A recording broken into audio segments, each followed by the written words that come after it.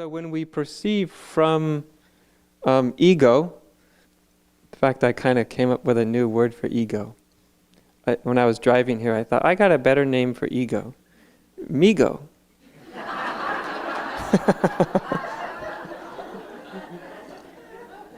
It's probably a little more accurate, you know.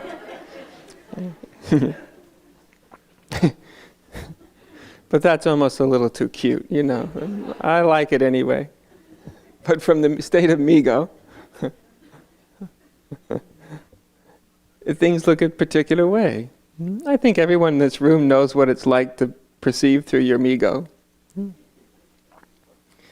Everything looks a particular way. It's perceiving from and through the surface of things. It's perceiving from, primarily from mind, image, belief, concept, all of that, on a very, very subtle level as well as an overt level, but very, very subtle.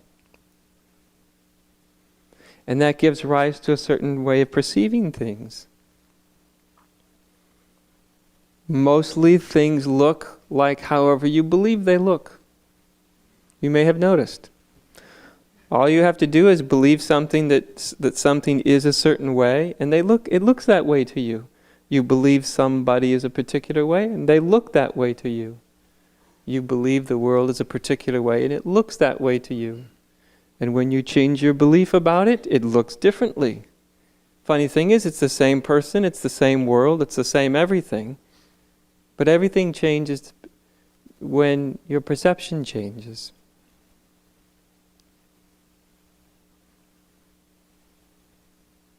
But when you start to understand that awakening is really going from one dimension of being to another dimension of being, one way of perceiving to another way of perceiving, a way that we're perceiving through mind and image and belief, to a way that we're perceiving not through mind, not through image, we're perceiving from being itself.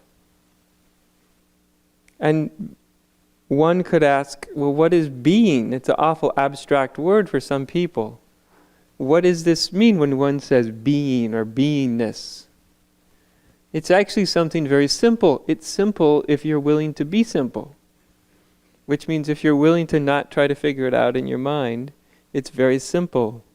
You refer to this being or beingness that you are every time you say this word I.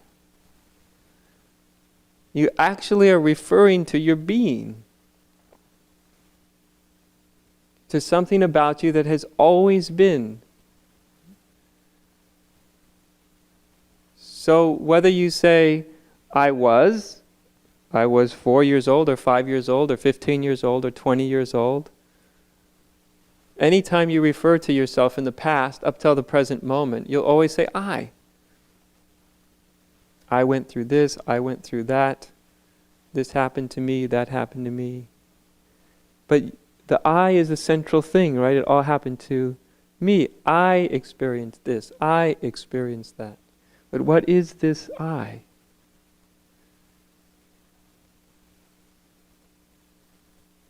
What is the essence of what we call ourself? Everybody, as I've said many times, has an intuition. It's a sort of just a primal sense of always being. Right? You refer to it. It's there all the time. You look at a picture of yourself when you were 4 years old and you say, that was me. I was 4 years old. Yes, but what were you? What are you referring to? Certainly everything about that person has changed. The body has changed. Lots have changed. What you're referring to without even knowing it, without even being aware of it often for a lot of people, without them even being conscious, they're actually referring to their being. Although most people are so complicated, they immediately get involved in the definitions of themselves. And then you're no longer in being, you're in the exteriors, you're in the domain of mind. But the domain of being is the you who you've always been. The you who hasn't grown up and hasn't grown down. The you that's not immature or mature.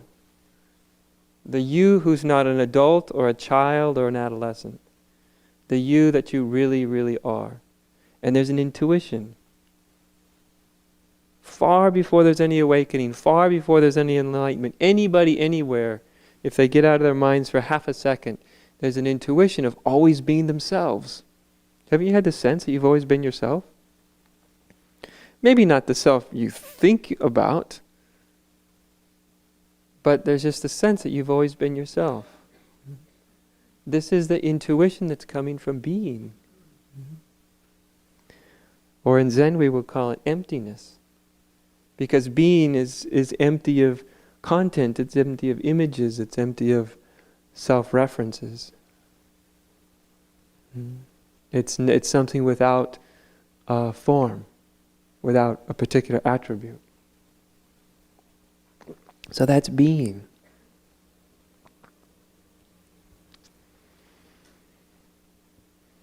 And really, when we awaken, we are immediately introduced, reintroduced, remembered, realized this being. That's what wakes up, is being. Not the me-go that's trying to awaken and making lots of effort and trying to figure everything out, and not the ego that may even be listening to my words thinking, I wonder what those mean. Like you were listening to some college discourse and you were looking for the meaning. That's what the egoic mind does. But awakening is essentially realizing that underneath that, underneath the exterior of that,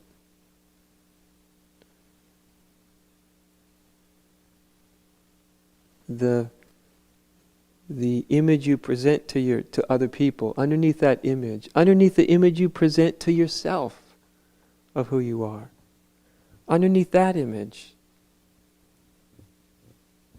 is being worn by being, by a pure and radiant and awake emptiness.